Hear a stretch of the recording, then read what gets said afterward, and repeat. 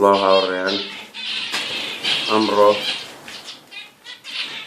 چواردەی دووە مەش هەندێک لە زێبراکانم لە ئەڵمانیا.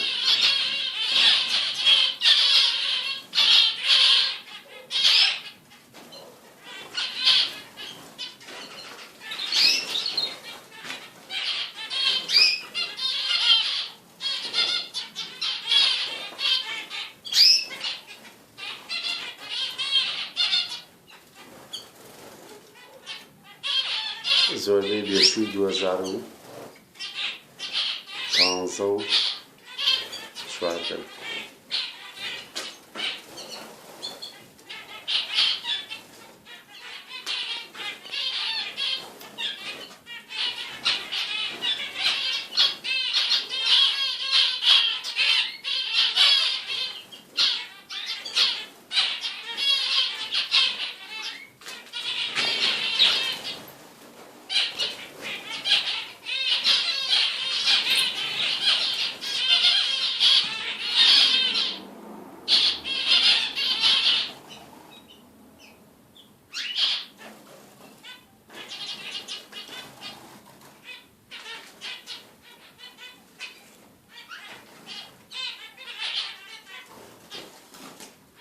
زۆر سوپاس.